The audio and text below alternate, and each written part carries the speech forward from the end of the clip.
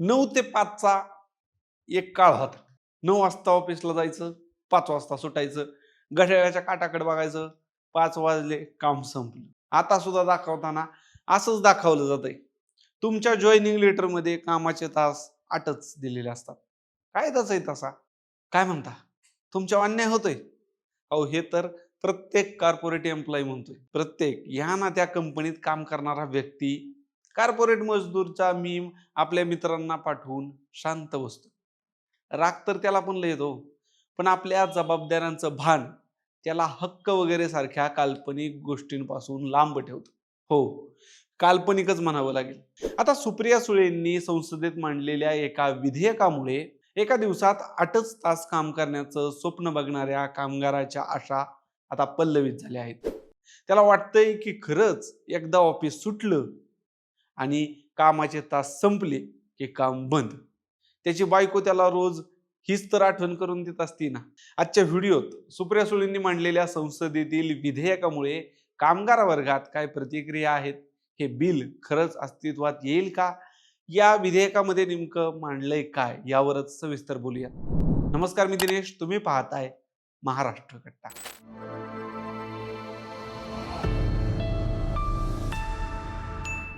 कामगार कायदे सांगतात दिवसातून 8 तास काम आणि आठवड्यातून 6 दिवस. त्यातून मार्ग काढत म्हणजे सांगितलं जातं की तुमच्या जेवणाच्या सुट्ट्या मधले ब्रेक सोडून 8 तास. त्यापेक्षा जगातील सगळ्यात भारी आयडिया म्हणजे 8 तास संपत आले की मग जाऊन काम द्यायचं. मग काय होतंय, कामाची वेळ संपली पण टार्गेट संपलेलं नसतंय, कामच संपलेलं नसतंय. मग बसा करत. सगळा कामगार वर्ग ह्या रोगाने ग्रसित झालाय. त्यामुळेच तर तो कधी घरी वेळेवर पोहोचू शकत नाही. खरंय ना? बरं, हे झालं ऑफिस मधल्या कामाचं. कर्मचारी घरी गेला तरी त्याला तो ग्रुप नित्यनेमाने बघणंच आहे. त्याच्यावर आलेल्या प्रश्नांचं उत्तर, सरांच्या प्रश्नाला द्यायचं उत्तर, सगळं देणंच आहे. काही ठिकाणी मेल, मेसेज, तर काही ठिकाणी कॉलवर काम पाहणं आलंच. त्यामुळेच तर त्याचा पर्सनल स्पेस पर्सनल राहिलाच नाही. याच पर्सनल स्पेसची चर्चा आता फक्त मीम पुरती मर्यादित न राहता त्याच्यावर एका खासदाराने संसदेत आवाज उठवलाय. राईट टू डिस्कनेक्ट बिल 2025 नावाचं हे विधेयक संसदेच्या पटलावर मांडण्याचं धाडस आपल्याच महाराष्ट्रातील महिला खासदार सुप्रिया सुळे यांनी केलेले. अर्थात विरोधी पक्षातील कुण्या खासदाराने असं विधेयक मांडल्यावर ते पारित होण्याची शक्यता फारच कमी असते किंवा ते पारित होत पण नाही. पण याच्यामुळे संबंधित विषयावर सर्व स्तरातून चर्चा सुरू होते, जसे की आपण आत्ता सध्या करतोय. आणि हीच चर्चा नंतर सरकारवर खरंच एखादा कायदा बनवण्यासाठी दबाव आणते किंवा प्रेरणा देते. चला तर मग या मांडलेल्या विधेयकात काय सांगितलं आहे आणि याच्यावर काय प्रतिक्रिया समाज माध्यमांमध्ये कर्मचाऱ्यांच्या, लोकांच्या, सर्वसामान्य नागरिकांच्या उमटत आहेत, पाहूया. कामाच्या वेळेनंतर ईमेल्स, कॉल्स, मेसेजेस अर्थात कंपनीचे यांना उत्तर न देण्याचा अधिकार या विधेयकात देण्यात आलेला आहे.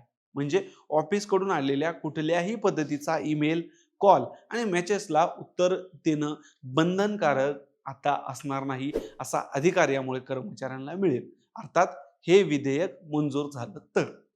आत्ताच्या डिजिटल युगात कधीही ऑनलाईन मीटिंग सुरू होतात, बसमध्ये, मेट्रोत किंवा कानाला हेडफोन लावून मन मारून आपल्या पर्सनल स्पेसमध्ये आजकाल अनेकांना अशी कामं करावी लागतात. सुप्रिया सुळेंनी अशाच पद्धतीचं एक विधेयक 2018 मध्ये देखील मांडलं होतं. त्यावेळी देखील ते पारित होऊ शकलं नाही. जगभरात असे कायदे आणावेत अशा चर्चा सुरू असताना भारताच्या संसदेत देखील एका खासदाराने हे विधेयक मांडल्याने त्याची सर्वत्र अगदी देशभर चर्चा जोमात सुरू आहे. कामगार कायद्यांमध्ये केलेल्या बदलांच्या पार्श्वभूमीवर राज्यात कामाचे तास आता वाढवण्याची स्पर्धा लागलेली असताना तेही गुंतवणुकीला आकर्षित करण्यासाठी, त्यावेळी या विधेयकाचं महत्व आणखीन वाढतंय. अर्थात याही वेळी ते मंजूर होण्याची शक्यता दुसरच आहे. मित्रांनो, तुम्हाला काय वाटतं? 10 ते 6 नंतर मोबाईल बंद, काम बंद असंच असायला हवं? हे अंमलात येणं शक्य आहे का?